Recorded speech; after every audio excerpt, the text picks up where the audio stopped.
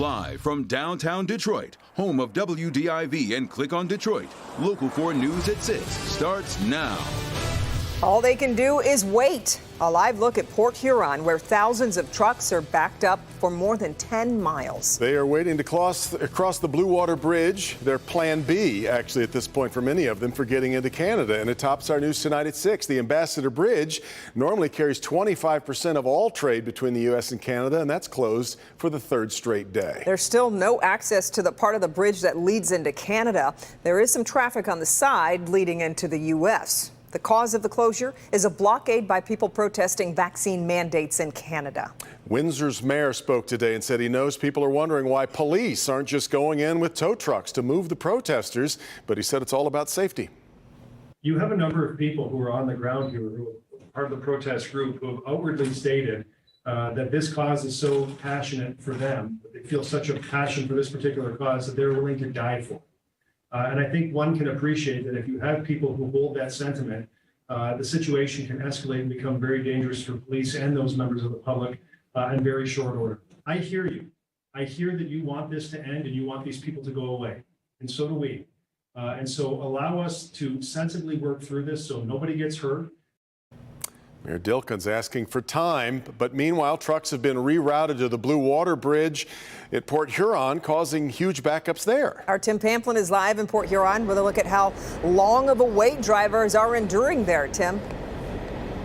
Yeah, Kim, this is about 2 miles west of the Blue Water Bridge. They zoom out here. Complete standstill, like you say, 10-mile backup as we spin around.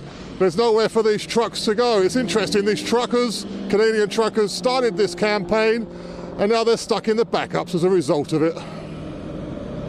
From Sky 4, the backups are visible for miles, 10 miles according to Google Maps, right here where I-94 and I-69 converge. From the ground, the images are driven home. Thousands upon thousands of trucks sitting, idling, waiting to cross the Blue Water Bridge. I support what's happening, but I don't support what they're doing here at the bridges. Know what I mean? I support what they've done in Ottawa, but what they're doing here at the bridges isn't right. They're hurting their own people, which is the truck drivers. As truckers try to find detours through the country roads, they're meeting roadblocks like this one, set up by St. Clair County. Drivers in communication trying to find detours, because sitting in the freeway traffic takes a long time. Around like 8 hours or more. And when you consider these drivers are only allowed to be behind the wheel for 11 hours a day, 8 hours in a traffic jam just doesn't get the job done. Many are pulling over now at rest stops like this one near Adair, while the protesters in Windsor and Sarnia keep the truck traffic bottlenecked around the Blue Water Bridge. These truckers are just wondering when will this all end. Yesterday I'm stuck in the road. I sleep in my truck. So back out here over the approach to the Blue Water Bridge. Just got off the phone with our Rod Maloney, our business editor. He tells me the big three, or the three automotive manufacturers in town, Ford is having issues, so is GM and Stellantis. The Ford engine plant over in Windsor has been shut down. The Stellantis is working, building their minivans in Windsor. As the parts are available, they're shutting down early. And the GM Delta Township plant up near Lansing cancelled second shift. The knock-on effect has started to occur. Back to you guys downtown. Okay, Tim, thanks so much. And to your point, Tim, Ford Motor Company actually just released this statement to our newsroom, and it reads in part, quote, "We hope this situation is resolved quickly because it could have widespread impact on all automakers in the U.S. and Canada. While we continue to ship our current engine inventory to support our U.S. plants, we are running our plants at a reduced schedule today in Oakville, and our Windsor engine plant is down." A guilty plea by a member of the Wolverine Watchman group has revealed more about the plot to kidnap Governor Whitmer. Local 4 defender Sean Lay live with what Caleb Franks is saying. Sean, his plea looks a bit like a game changer in this case, doesn't it? Truly is. That's a perfect way of putting it, because the judge, federal judge here, asked Caleb Franks, while he pled guilty, every single question he wanted to know about taking him inside this plot, and Franks' answers were certainly eye-opening. Caleb Franks answered questions surrounding the plot to kidnap Governor Whitmer as he pled guilty in federal court today. Franks told the judge he joined the group Wolverine Watchman and began using encrypted apps and code words to conceal their messages from law enforcement. He says knowing what they were planning and discussing was illegal. Franks told the judge he joined in training that involved firearms and the detonation of explosive devices, along with surveilling the governor's summer home. Franks told the judge that the plot to kidnap Governor Whitmer in a violent ambush was, indeed, very, very real. The judge asked, what is black bagging politicians? Franks said, kidnapping. The judge asked, what is a shoot house? Franks said it was a mock-up of the governor's summer home that they used to practice a violent raid on her home. Franks said that there were plans to use explosives to kidnap Governor Whitmer. And when the judge asked Franks if any of the confidential informants who infiltrated their group suggested that they do anything illegal, Franks said they did not. Back here live, other members of the group go on trial now in federal court on these conspiracy charges. They are maintaining that they were entrapped by these informants, but Caleb Franks says they were not, and he is expected to testify now against them. Devin? We will wait for the next chapter, which is going to be a big one. All right, Sean.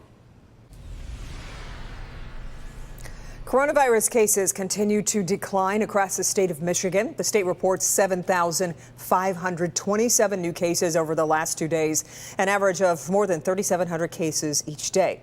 330 deaths have been reported, including 239 from a review of vital records. Tonight, Help Me Hank exposing some delivery delays involving those free home COVID tests millions of Americans have ordered from the government. Our consumer investigator, Hank Winchester, joins us live. Hank, I know the website orders, it says that they will ship in 7 to 12 days, but for some people, it's been about 20 days now. Yeah, and they're frustrated. I mean, it's hard to find a COVID home test like this one here. If you make your way to your local pharmacy, many are sold out. Or if you hopped on that government website in mid-January and requested a test, a lot of people tonight have been emailing me saying, what happened? Take a look. 500 million home COVID-19 tests available for free to all Americans. That was January 19th. And that was also the day that Todd Ulmer of Waterford signed up to get his test. I went to the site, no problem with the site. It was very easy to request them. Even on the first day, there was no delay, anything. But weeks have passed, and Todd, who considers himself high risk, still waiting. Absolutely nothing. I checked the status on the email, and it just says they ship within 10 to 14 or 10 to 12 days. On Instagram, I asked, have you received your free COVID-19 test yet from the government? And right now, it's pretty much an even split. What is causing the delay? Well, some believe it's all in regards to postal problems. I'm thinking even if there's a delay, I should have had something. But the White House saying millions have already been sent and delivered. Tens of millions of tests have gone out the door and reached the right doors. I think that's the vast majority. That is earlier than we were scheduled and were planning. A spokesperson for the Postal Service telling us, we ship the tests out as quickly as we receive them. We've seen 60 million households request tests and tens of millions have received them.